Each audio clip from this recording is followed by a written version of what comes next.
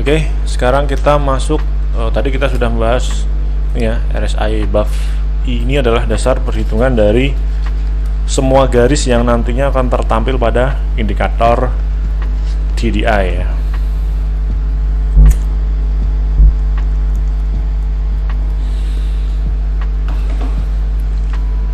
Lalu kita masuk lagi ke di sini ya.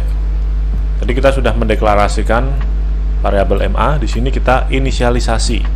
Ya, bahasa-bahasa teknis ya, deklarasi, inisialisasi. Bagi kalian yang tahu programming ya harusnya tahu lah ya. Kita inisialisasi value 0 ke dalam variabel MA di sini ya. Ini masih dalam loop for ini ya. Jadi ini loop pertama, dan di dalam loop ini ada loop yang kedua. Loop apa ini? Dengan inisialisasi awal X sama dengan I selama X kurang dari I plus volatility band. Artinya volatility bandnya adalah 34 ya tadi ya, sesuai yang dideskripsikan awal. Dan increment X, artinya X akan berjalan dari mulai I ketika I kita ini ya. Nah, kita coba jelaskan melalui gambar aja ya biar jelas.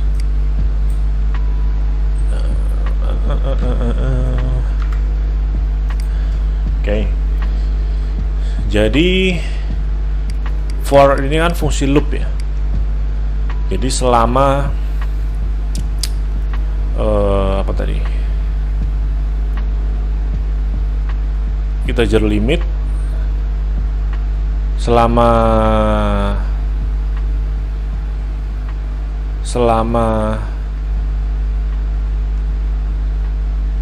I kurang dari atau sama dengan 0 dan I plus plus I min min ya, I min min. Jadi sejumlah bar, misalkan jumlah barnya adalah 100, nanti dia akan menghitung dari 100, 99, 98, 97 dan seterusnya sampai 0. Baru fungsi ini akan berakhir. Tapi selama ini belum mencapai 0, maka fungsi ini akan terus berputar ya. Akan terus berputar. Oke. Nah, di dalam fungsi ini ada fungsi lagi nih. Fungsi for, dimana X sama dengan I selama X kurang dari I plus 34. Nah, misalkan di sini fungsinya baru berjalan di angka 100, maka di sini selama X kurang dari 100 plus 34 berarti 134. Nah, berarti X-nya ini X plus plus ya, X plus plus increment berarti, bukan decrement. Kalau ini decrement ya. Nah, kita ubah warna biar jelas lah ya. X ini akan mengelup mulai dari 100, 101, 102, 103 dan seterusnya sampai 134 baru dia selesai.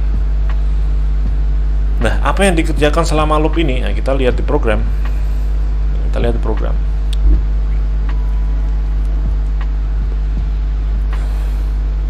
Loop ini menginisialisasi array RSI atau RSI yang kita buat pada ini di sini ya. Kita buat array RSI di sini. Kita inisialisasi dengan RSI buff X. Nah, apa maksudnya nih? X min I sama dengan ini kan sesuatu yang tidak bergerak ya. Karena selama fungsi loop ini I-nya tidak bergerak, yang bergerak adalah X. Maka X akan bergerak dari 101 sampai 134. Nah, ini dalam kondisi for-nya ini I-nya 100 ya. I-nya 100. Jadi dia akan bergerak begini. Set Dia akan ngeloop dulu sampai habis. Ketika sudah habis baru dia ngeloop ke awal ini. Prosesnya seperti itu ya. Nah, di sini ada inisialisasi RSI X min I. Sorry. X min I sama dengan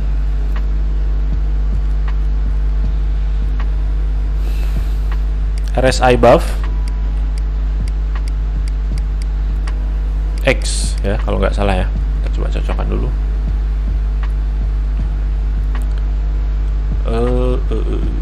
Ya benar ya.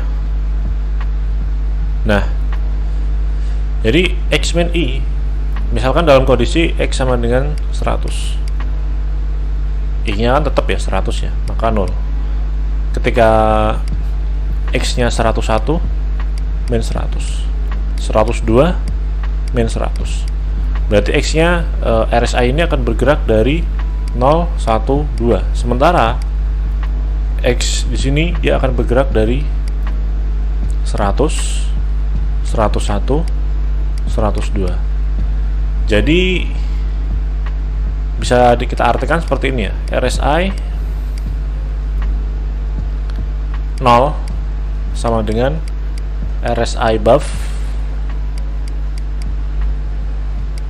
100 dan seterusnya. 0, 1, 2, 3 sama dengan 101, 102, 103. Nah, apa maksudnya ini? Ini sebenarnya adalah kalau kita review, kita analogikan ya ke dalam sebuah garis. Dalam sebuah garis, contoh garis RSI. Nah, garis RSI kan misalkan seperti ini. Set. Katakanlah di sini 0 dan di sini 100. Atau ya begitulah ya. Ini 0, ini 100. Atau di sinilah ya 100. Di sini berarti 101, 102 dan seterusnya. Nah, ketika sebuah RSI dari 100 diinisialisasikan ke RSI 0, maka value yang ada di sini akan berpindah ke awal, ya kan? Ini RSI buff ya. Ini kita ubah warnanya menjadi merah. Ini adalah analogi dari RSI buff. RSI buff. Dan ini adalah RSI. Jadi nilai RSI ini adalah kebalikan dari RSI buff ya, bisa dibilang seperti itu. Berarti kalau misalkan garis RSI buffnya seperti ini, misalkan ya, set, dia akan berubah jadi seperti ini, set. Kira-kira ya seperti ini. Ini dibalik ke belakang. Nah, apa tujuannya? Ya itu dari penciptanya indikator TDS seperti itu. Dia maunya seperti itu ya.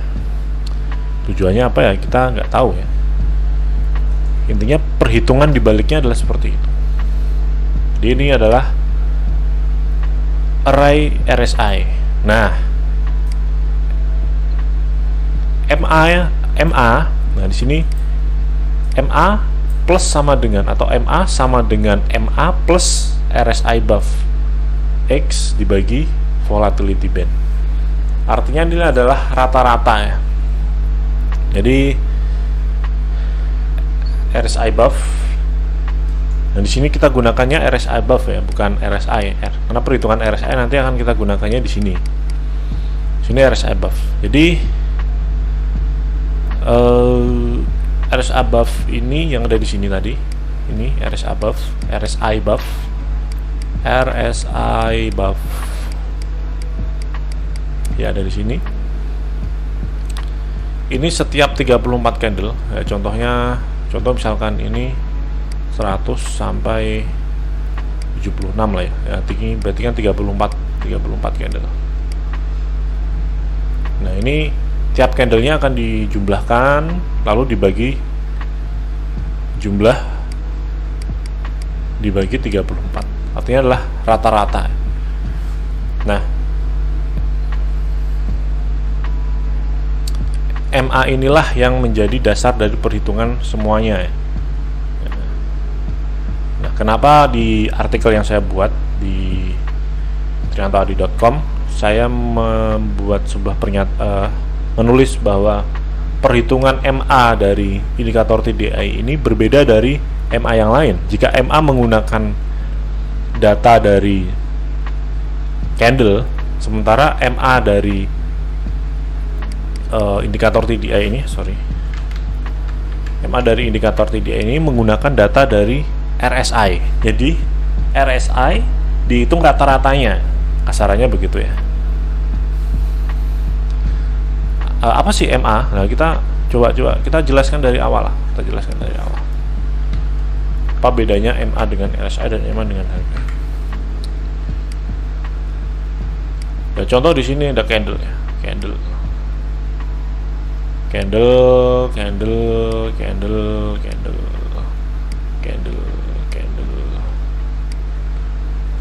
MA periode 5 itu menghitung rata-rata dari 5 candle. Nah, 5 candle dihitung rata-ratanya, kemudian jumlahnya dibagi 5. Itu namanya MA. Nah, kalau MA daripada RSI ini dihitung dari nilai RSI dulu. Di sini ada grafik RSI dari candle ini. Nah, data dari setiap RSI ini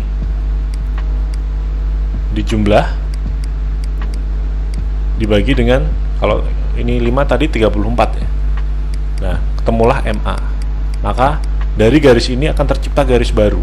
Ya mungkin akan lebih halus ya, seperti ini. Kira-kira seperti itu. Oke, kita sampai di sini. Lalu ketika perhitungan ini selesai, maka akan lanjut ke perhitungan di bawahnya.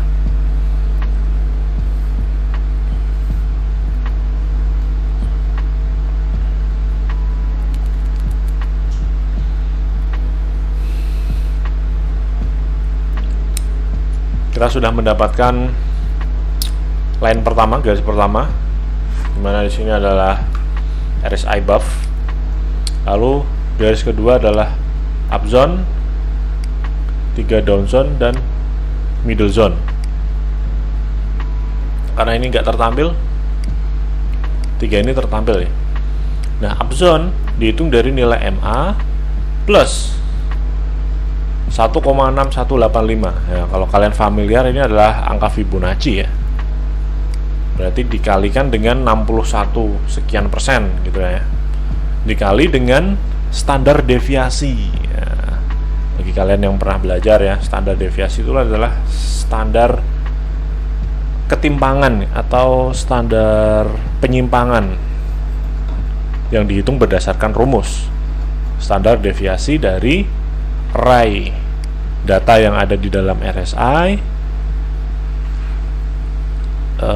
dengan jumlah sebanyak volatility band atau 34. Jadi data yang ada di RSI ini berjumlahnya 34. Itu ya kira-kira ya. Nah, STDDEV ini gimana rumusnya? Nah, ini yang akan kita bedah ya. Apa itu upzone, downzone dan middle zone? Middle zone itu kan warnanya di sini,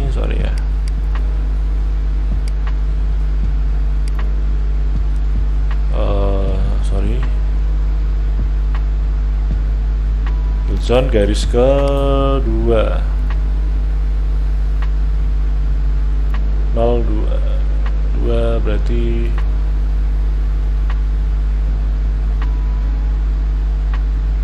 ini ya, yellow ya. Nah, ini adalah middle zone atau market baseline, dan ini adalah standar deviasinya. Lihat. Nah, ini dihitung berdasarkan rumus tadi, MA plus 1,68 sekian tadi ya. Nah, bagaimana cara menghitung standar deviasi ini? Nah, kita masuk ke rumus standar deviasi tentunya. Nah, Nah, standar deviasi di sini kita buatkan sebuah fungsi baru, itu double standar deviasi. Nah, kalau kalian pernah belajar ya standar deviasi, itu punya rumus.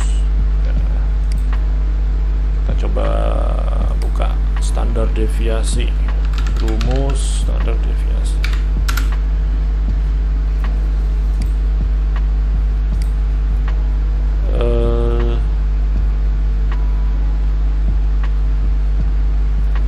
Sini ya. Ya, ini rumus untuk sampel. Nah, ada dua jenis rumus ya untuk standar deviasi, yaitu untuk populasi dan untuk sampel. Bedanya apa? Populasi itu kita menghitung semuanya, maka kita akan memperoleh standar deviasinya. Tapi untuk sampel kita menghitung sampelnya aja. Misalkan dari 1000 populasi, kita hitung aja sampelnya dari 100 misalkan. Tapi nanti tentu ketimbangannya akan lain ya kan? Untuk standar deviasi tersebut. Nah, rumus untuk sampel pun juga ada dua dengan hasil yang sama. Jadi ini adalah persamaannya. Itu standar deviasi statistika.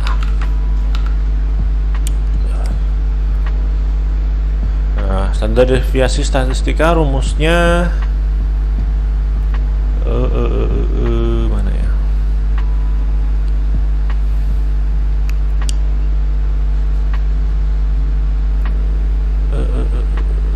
Mana ya?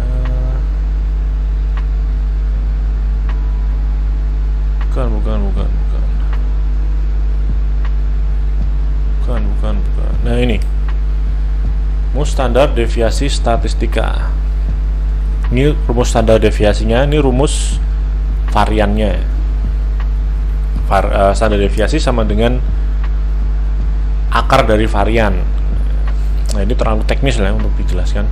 Jadi di sini kita akan menggunakan rumus standar deviasi statistika.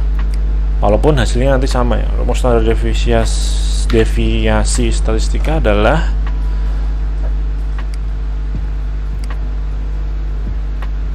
deviasi ya sama dengan varian di akar kuadrat. Nah, rumus varian sama dengan sigma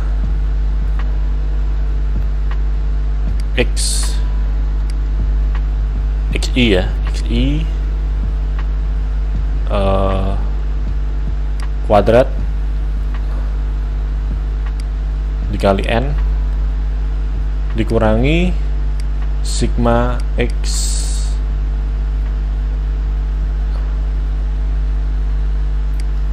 kuadrat dibagi n dikali n-1. Ini adalah rumusnya. Nah, rumus ini kita implementasikan atau kita definisikan ke dalam fungsi. Nah, bahasa fungsi kan kayak gini ya. Nah, di dalam dalam fungsi ini standar deviasi kita mempunyai dua parameter. Yang pertama adalah array, lalu integer jumlah array atau jumlah elemen dalam array tersebut. Di sini akan mereturn square root ya. Square root itu adalah akar ya. Akar dari apa? Akar dari varian. Nah, rumus varian kita definisikan seperti ini. Varian dengan parameter array dan jumlah elemen dalam array tersebut. Nah, di sini kita definisikan semuanya. Mulai dari sum, ssum, lalu kita membuat sebuah loop dari 0 sampai 34 ya. Lalu kita jumlah, kita coba urutkan aja di sini. Nah, kita akan coba bedah ya rumusnya ya, rumus standar deviasi. Ya, sebenarnya nggak perlu juga sih karena ini rumus umum ya. Ya, tapi nggak apa-apa lah, mumpung ada iseng-iseng aja lah ya.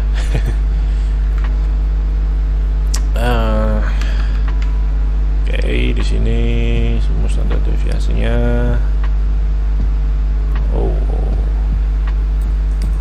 Kita ambil yang variannya aja ya, karena standar deviasinya kan tinggal nanti.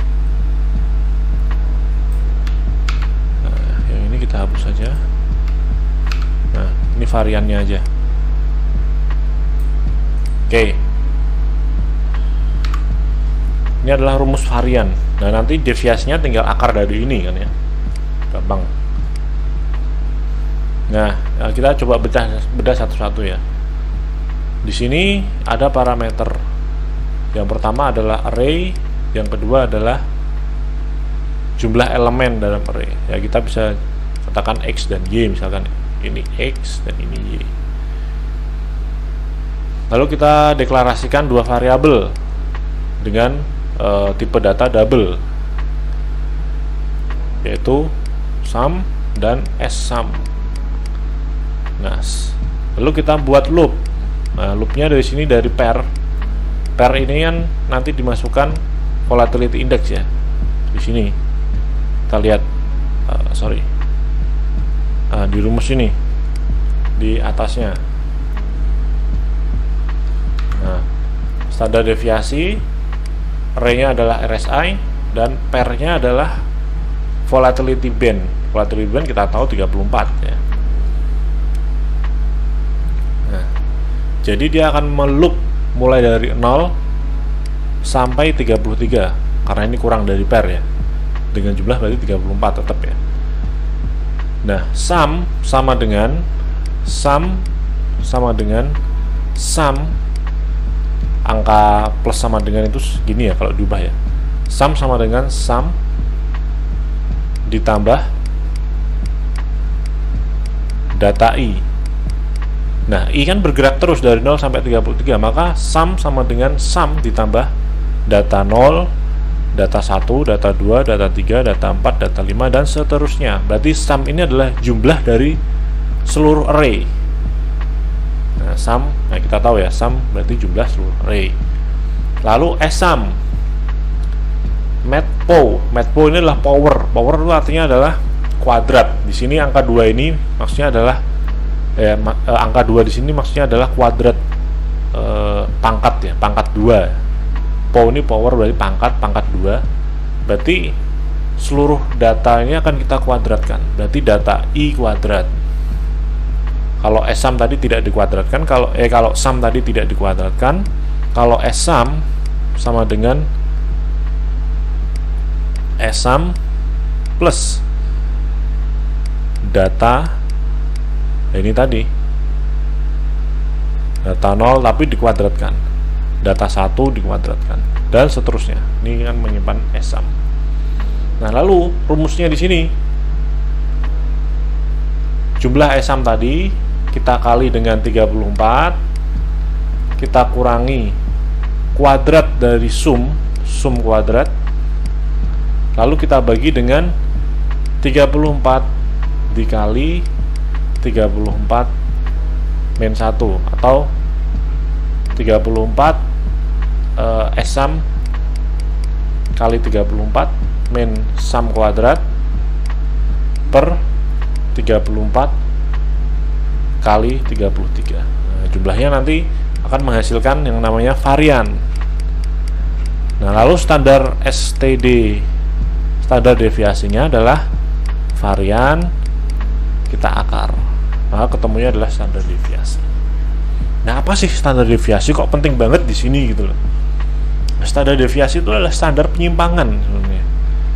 Jadi ketika kita punya sebuah data, misalkan tinggi badan manusia, nah, kita malah bahas standar deviasi ini, panjang juga nih pembahasannya. Misalkan tinggi badan manusia ya. Badan manusia ada 178, 177, 160, 150, 165, dan seterusnya. Nah, berapa sih deviasi atau penyimpangan dari setiap ini? Nah, kita matematika memiliki kesepakatan tentang rumus penyimpangan gitu ya. Kita harus mempunyai standar penyimpangan. Nah, standar penyimpangan itu disebut standar deviasi. Dan misalkan penyimpangan di sini ya kira-kira plus minus 5 gitu ya, 5 cm. Berarti ke atas, selama kamu masih di atas dari kita pertama hitung rata-rata dulu ya. Rata-ratanya misalkan 165. Berarti selama kamu masih 170, masih di bawah 170 dan masih di atas 160, masih di atas 160. Nah, ini disebut deviasi. Deviasi itu standar penyimpangan. Kalau udah di atas ini, nah itu berarti udah menyimpang. Nah, standar deviasi itu sebenarnya ada banyak. Nggak harus, oh ini kalau ini berarti udah di atas normal. Enggak, standar deviasi itu kita punya yang namanya bell curve atau kurva lonceng. Nah, bell curve itu apa? Kurva lonceng itu apa? Kurva yang menandakan penyebaran sebuah data. Nah, seperti ini bentuknya. Nah, namanya kurva lonceng. Contoh yang paling populer adalah IQ. IQ rata-rata manusia itu adalah 100. Nah, standar deviasi pertama ini adalah 61,8. Nah, itulah kenapa angka 61,8% ini kita gunakan dalam perhitungan yang ada di sini. 1,6185. Ini sebenarnya adalah angka Fibonacci juga ya. Ya, itu adalah, jadi ketika suatu zona udah melebihi angka ini, maka dia udah menyimpang cukup jauh. Intinya begitu ya. Ya, itu tadi berarti kita sudah mengetahui standar perhitungan daripada upzone dan downzone.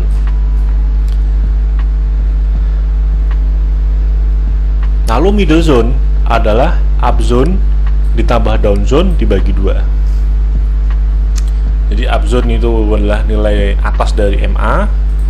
Nah, kalau kita lihat di sini ya, di sini upzone perhitungannya tadi dengan standar deviasi. Jadi kalau harga udah, nah ini ya, harga udah di atas ini, ya ini berarti udah menyimpang. Pasti harga akan balik lagi. Dan ketika harga sudah di bawah sini, harga kemungkinan akan di atas lagi. Nah, kira-kira seperti itu. Nah, jadi kita udah selesai nih yang ini untuk upzone, downzone, dan middle zone. Nah, setelah rumus ini selesai, ada setelah loop ini selesai, ada loop baru nih, for i limit. Nah, ini muter lagi dia, muter lagi nih. Jadi dia ada for, setelah for ini selesai, dia loop lagi dengan nilai limit yang sama, masih dengan nilai limit yang sama. Ya, ini sebenarnya kalau kita masukkan dia ke sini sih sebenarnya juga bisa ya. Ya, tapi ini pembuatnya dia memasukkan for lagi di sini. Dia memasukkan for lagi. Sebenarnya kalau ini kita masukkan ke sini pun juga bisa sebenarnya. Sama ya.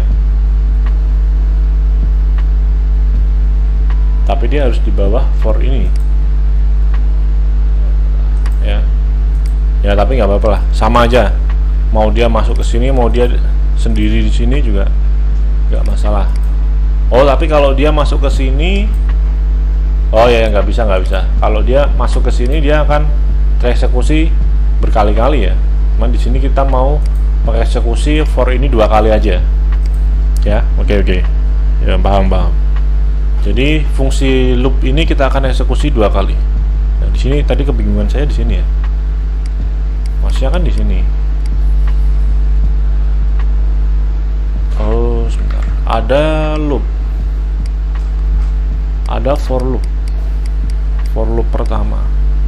Nah, dia kan akan muter gini ya. Nah, di dalam for loop ini ada for loop lagi. Nah, kalau kayak gini berarti dia harus menyelesaikan ini dulu, baru setelah ini selesai baru ke sini kan. Nah, kita mau ngeloop ini 2 kali, berarti kita buat loop lagi di sini, for loop lagi. Nah, kan gitu ya. Nah, fungsinya apa? Kita di sini mau mendeskripsikan MA buff dan MB buff. Nah, Ini adalah garis apa nih, MA buff dan MB buff nih. Garis nomor 4 dan 5. Berarti 5 dan 6 ya, green dan red. Jadi hijau dan merah ini. Nah, hijau dan merah ini perhitungannya gimana? Nah, ternyata di sini kita menggunakan fungsi utama MA on array. MA on array itu apa? Kita lihat sini.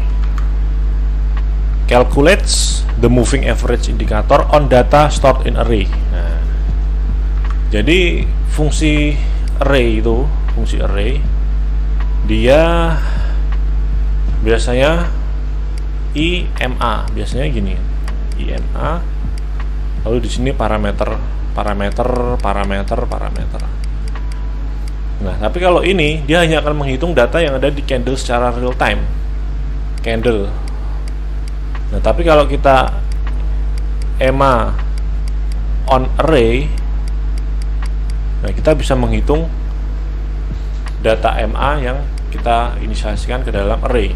Nah, array yang sudah kita buat tuh array apa? Yaitu namanya RSI buff. Kita punya array yang namanya RSI buff.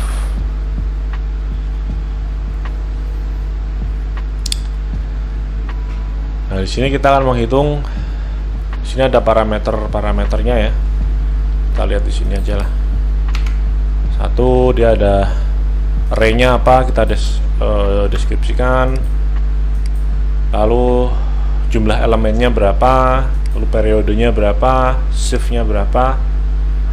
Metode yang akan kita gunakan apa? Metode itu bisa simple moving average, exponential moving average, atau smooth moving average ya, dan lain-lain ya. Ini dasar lah ya. Dan shiftnya mengikuti I ya. Jadi sama seperti yang tadi, data ini akan dimasukkan ke dalam MA buff di sini. Nah, bedanya apa antara atas dan bawah? Ini kita lihat. Yang bawah menggunakan RSI price line untuk apa ya ini ya? Berarti periodenya ya. Total periode. Nah, di sini menggunakan periodenya RSI price line itu kan periode 0 ya berarti ya. Periode 0 berarti sama aja dia nggak ngitung rata-rata. Apa adanya berarti ya. Array apa adanya. Yang kedua dia menggunakan trade signal line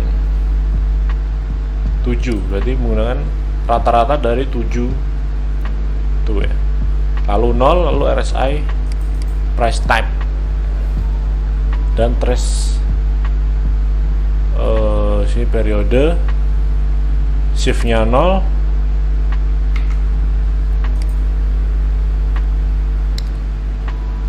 bener ya, array total periode berarti shift ya.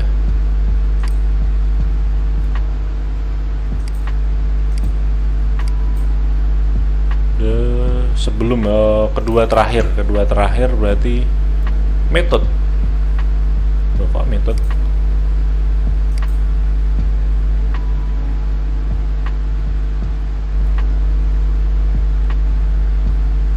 RSI price type dan trade signal type. Oh ini ya, benar ya, method ya. Berarti bedanya hanya di method. Yang satu 0, yang satu 2. Yang satu menggunakan SMA, yang satu menggunakan smooth MA ya. Ya, jadi intinya gitulah ya. Nah, dari kelima indikator itulah nanti didapatkan sebuah indikator kesatuan bernama Trader Dynamics Index. Nah, kira-kira seperti itu. Nah, bagi kalian yang ingin mengetahui trading system yang ada di balik indikator ini, atau kalian ingin mencoba trading di demo account dengan menggunakan indikator ini, kalian bisa menggunakan referensi pada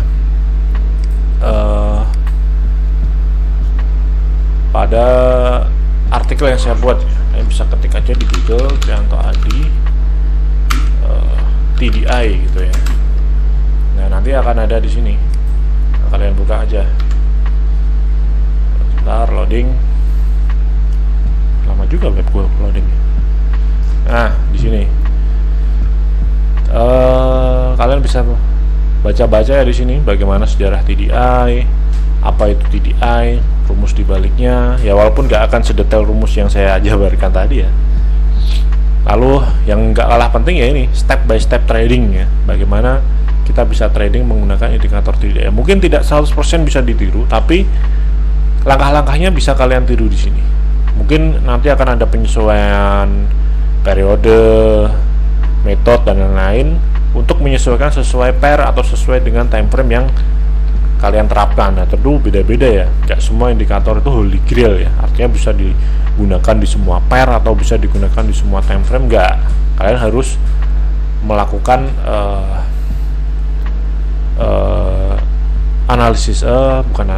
melakukan percobaan dulu selama beberapa bulan di demo akun tentunya ya. Atau bisa kalian juga buat sebuah EA untuk kalian bisa historical tester ya, kita tes dengan data historical ya. Nah, itu akan lebih enak lagi. Atau kalian juga bisa lihat YouTubeku ya di Trianto ADFX. Nah, di sana juga saya menjelaskan secara rinci dan emosional tentang indikator TDI dan bagaimana cara trading dengan menggunakan indikator TDI. Nah, oke, kira-kira seperti itu aja.